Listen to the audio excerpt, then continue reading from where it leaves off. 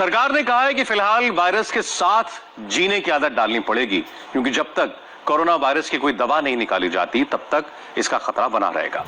Health ministry में एक high level meeting हुई जिसमें आयुर्वेद पर चर्चा हुई। आज हमने एक रिपोर्ट तैयार की है जिससे आपको अंदाजा लगेगा कि आयुर्वेद से कोरोना का इलाज कैसे हो सकता है।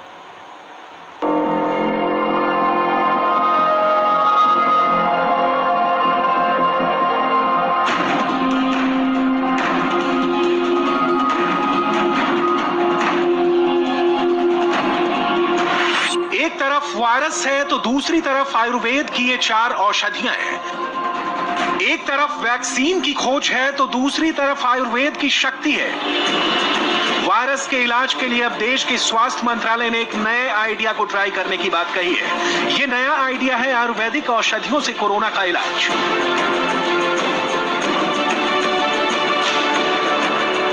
देश के स्वास्थ्य मंत्री आयुष मंत्रालय के साथ एक हाई लेवल मीटिंग में वायरस के इलाज के रूप में आयुर्वेद दवाओं की ट्रायल की तैयारी कर रहा है। अब आप सोच रहे होंगे कि जब इस खतरनाक वायरस पर बड़ी से बड़ी एडवांस विदेशी तकनीक काम नहीं कर रही है तो ऐसे में देश का स्वास्थ्य मंत्रालय आयुर्वेद के जरिए कोरोना के इलाज की बात कर रहा है। इस बात को समझने के लिए सबसे पहले आपको उन दवाओं की खूबियों को समझना होगा जिसके बारे में इस मीटिंग में चर्चा हुई। इनमें सबसे पहले है गिलोय, जिसका बॉटनिकल नाम है टीनोस्पोरा कार्डिफोलिया। दूसरी औषधि है अश्वगंधा, जिसका वैज्ञानिक नाम है विदानिया सोमनिफेरा। तीसरी दवा है मुलेठी, जिसे अंग्रेजी में ग्लिसिरहिजा ग्लार्ब कहते हैं। और चौथी औषधि है तुलसी, जिसे विज्ञान की भाषा में ऑसिमम सैक्टम कहा जाता है। अब एक एक करके इनके गुणों को समझिए। सबसे पहले बात गिलोय की। पान के पत्ते जैसा दिखने वाली गिलोय मुख्य रूप से एक वनस्पति है जिससे आयुर्वेद में कई गंभीर बीमारियों का इलाज किया जाता है। अपने खास गुणों की वजह से गिलोय को आयुर्वेद में गुड़ुचि और अमृता भी कहा जाता है। गिलोय मुख्य रूप से इम्यून सिस्टम को अच्छा बनाता है और इसमें anti allergic, anti inflammatory, antioxidant और एंटी डायबिटिक तत्व मौजूद होते हैं। कुल मिलाकर मानव शरीर के हर अंग के लिए गिलोय एक लाभकारी औषधि है। गुजरात के एक आयुर्वेद विश्वविद्यालय में लाइफ स्पैन यानी जीवन चक्र को बढ़ाने की विधियों पर एक रिसर्च किया है। इस रिसर्च में कुछ मक्खियों पर 30 दिन तक गिलोय पाउडर का इस्तेमाल किया गया। आपको जानकर हैरानी होगी कि इससे मक्खियों का जीवन काल 85 दिन का हो गया। आमतौर पर मक्खियों का जीवन काल 25 से 30 दिन का होता है। बाद में इस रिसर्च को नीदरलैंड के एक हेल्थ केयर जर्नल में प्रकाशित किया गया। डेंगू और मलेरिया जैसे बुखार को ठीक करने के लिए बहुत से एक्सपर्ट गिलोय लेने की सलाह देते हैं। टाइप 2 डायबिटीज से पीड़ित रोगियों का शुगर लेवल ठीक करने के लिए गिलोय के इस्तेमाल की सलाह दी जाती है। इससे शरीर में इंसुलिन हार्मोन बनने में मदद मिलती है जिससे शुगर लेवल ठीक रहता है। अच्छी बात यह है कि गिलोय को दैनिक जीवन में भी तय मात्रा में लिया जा सकता है। आयुर्वेद के कुछ आचार्य इसे सुपर फूड यानी शक्तिशाली खाद्य पदार्थ मानते हैं। ये जो गिलोय है इसके अंदर यदि एक्टिव कंपोनेंट्स की दृष्टि से देखा जाए तो कीनोकार्टिसाइड के साथ साथ इसमें ग्लूकोसाइड होता है, इसमें फास्फोरस होता है, इसके अंदर कॉपर होता है, साथ ही कैल्शियम, जिंक और मैग्नीशियम होता है। और ये त्रिदोषनाशक है इम्यूनिटी को बढ़ाने के लिए, डायबिटीज को नियंत्रित करने के लिए, वेट को नियंत्रित करने के लिए, हड्डियों को मजबूत करने के लिए। जो भी क्रोनिक डिजीज है कोरोना का खतरा उनके ऊपर बहुत ज्यादा बना रहता है। तो जितनी भी क्रोनिक डिजीज है, माने blood pressure, heart problem, asthma, diabetes, obesity और किसी भी प्रकार की जो क्रोनिक डिजीज है इंटरनल ऑर्गन से रिलेटेड, उनको दूर करने में गिलोय की बहुत बड़ी भूमिका है। सर्दी जुकाम कफ एलर्जी को तो इंस्टेंट बेनिफिट देती है गिलोय। इसलिए गिलोय सच में संजीवनी है। आयुर्वेद में नाम ही इसका अमृता है। घर में हम गिलोय, तुलसी, अदरक, हल्दी, काली मिर्च का काढ़ा ही पीते, उससे इम्यूनिटी बढ़ती है। मैंने पहले ही दिन से बताया है। अब अच्छी बात है उसको। अच्छी बात यह है कि गिलोय की बेल किसी भी मौसम में गमले जैसी छोटी जगह पर लगाई जा सकती है। ये बिना किसी मेहनत के कुछ ही समय में फैल जाती है। यानी आयुर्वेद का एक वरदान आपके घर में तैयार हो सकता है, लेकिन जानकारी ना होने की वजह से आप इससे अब तक दूर हैं। गिलोय के बाद आयुर्वेद की दूसरी औषधि का नाम है अश्वगंधा।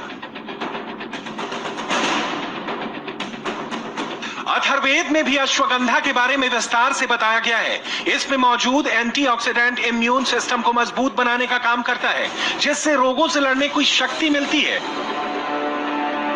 सबसे खास बात यह है कि अश्वगंधा व्हाइट ब्लड सेल्स और रेड ब्लड सेल्स दोनों को बढ़ाने का काम करता है, जिससे इम्यून सिस्टम अच्छा होता है। ब्लड में हीमोग्लोबिन का स्तर बढ़ाने की वजह से अश्वगंधा बैक्टीरिया और वायरस के संक्रमण से बचाव कर सकता है। इसके अलावा अश्वगंधा में नर्वस सिस्टम को मजबूत करने वाले बहुत से गुण भी पाए जाते हैं। कई रिसर्च में ये बात सामने आई है कि यह औषधि शरीर में रिएक्टिव ऑक्सीजन स्पीशीज का निर्माण करती है, यानी इससे शरीर में ऑक्सीजन की कमी दूर होती है। कोरोना के ज्यादातर मरीजों में देखा गया है कि उनके शरीर में संक्रमण की वजह से ऑक्सीजन की कमी होने लगती है, जिसकी वजह से मरीजों की जान खतरे में आ जाती है। इस वजह से कोरोना से बचाव करने वाली औषधि के रूप में अश्वगंधा के इस्तेमाल करने की चर्चा है। आयुष की कुछ दवाइयां जैसे अश्वगंधा है, यष्टि मधु है, या गुडुचि पिपाली है, या आयुष 64 है, ये दवाओं के बारे में व्यापक क्लिनिकल ट्रायल्स आज शुरू हो रहे हैं। ये सारे मंत्रालय मिलकर कर रहे हैं देश में, उन लोगों के ऊपर जो हेल्थ वर्कर्स हैं, हाई रिस्क एरियाज में काम कर रहे हैं। अश्वगंधा के बाद तीसरी औषधि है मुलेठी, जिसे संस्कृत में यष्टि मधु भी कहा जाता है, क्योंकि स्वाद में ये थोड़ी मीठी होती है और गले से जुड़े रोगों में बहुत अच्छा काम करती है। यही वजह है कि कोरोना के इलाज में इस औषधि की चर्चा भी हो रही है, क्योंकि कोरोना वायरस के लक्षण की शुरुआत गले के खराश से होती है।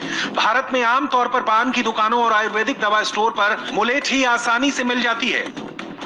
मुलेठी में विटामिन बी और विटामिन ई भरपूर मात्रा में होता है। इसके अलावा ये फास्फोरस, कैल्शियम और आयरन का बहुत अच्छा सोर्स है, जिससे शरीर में रोग प्रतिरोधक क्षमता पैदा होती है।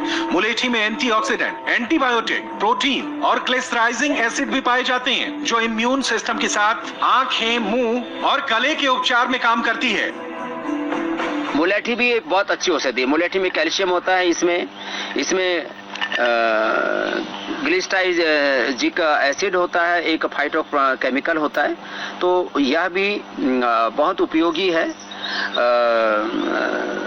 और ये कफ के लिए, कोल्ड के लिए एंटीऑक्सीडेंट के तौर पर, एंटीबायोटिक के तौर पर, किसी के मुंह में छाले आदि हो जाते हैं उसके लिए भी, वैसे किसी का पेट बहुत खराब होता है उसके लिए भी बहुत अच्छी होती है। तो मुलेठी भी हमारे यहाँ योगों से लोग सर्दी जुकाम के लिए तो मुंह में मुलेठी, काली मिर्च, तुलसी, लौंग आदि जो है वो चूसा ही करते थे। आयुर्वेदिक दवा के रूप में अब आपको उस औषधि के बारे में बताते हैं जो एक पूजनीय पौधे के रूप में देश के लोग अपने घरों के आंगन और बालकनी में लगाते हैं। इस पौधे का नाम है तुलसी, जिसे आयुर्वेद में इम्यून सिस्टम को दुरुस्त बनाने का भंडार माना जाता है। वैज्ञानिक भाषा में बात करें तो तुलसी में एंटी इन्फ्लेमेटरी, एंटी माइक्रोबियल और एंटीऑक्सीडेंट गुण पाए जाते हैं, जो शरीर में इंफेक्शन रोकने का काम करती है। कई रिसर्च में यह साबित हो चुका है कि तुलसी के इस्तेमाल से सर्दी, जुकाम और सांस नली में आई सूजन को ठीक करने में मदद मिलती है। तुलसी से शरीर में कोर्टिसोल नाम के स्ट्रेस हार्मोन को कम किया जा सकता है, जिससे तनाव और थकान में कमी आती है। इसके अलावा तुलसी के इस्तेमाल से अस्थमा, ब्रोंकाइटिस और फेफड़ों में संक्रमण से बचाव किया जा सकता है। अब आप समझ गए होंगे कि आयुर्वेद की इन दवाओं में कितने गुण हैं, जो कोरोना जैसी बीमारी के लिए सबसे ज्यादा चर्चा में है। देश के स्वास्थ्य मंत्री आयुष मंत्रालय के साथ एक हाई लेवल मीटिंग में आयुर्वेद की इन दवाओं के इस्तेमाल के बारे में चर्चा कर रहे हैं।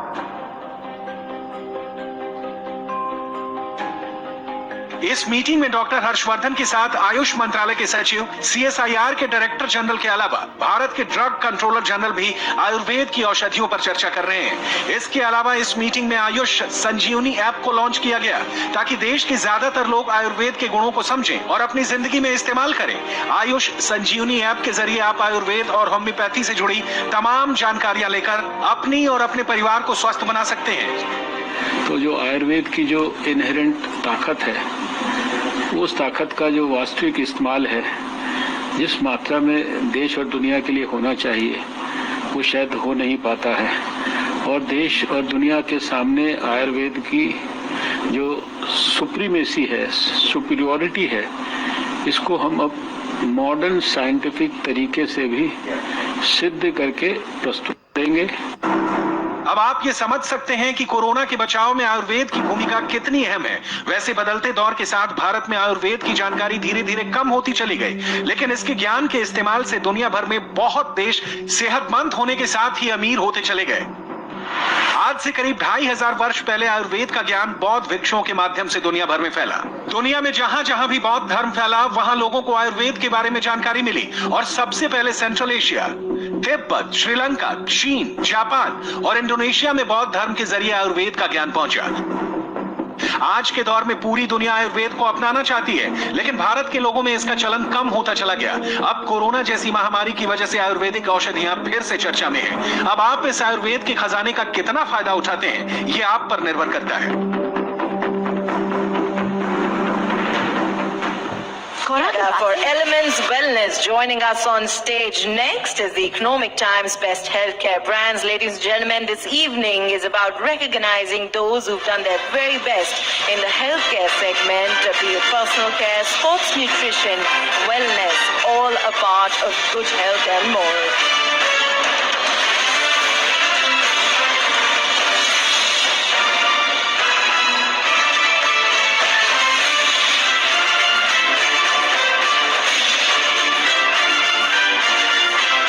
Many congratulations to the team. I'd like to thank you for joining us.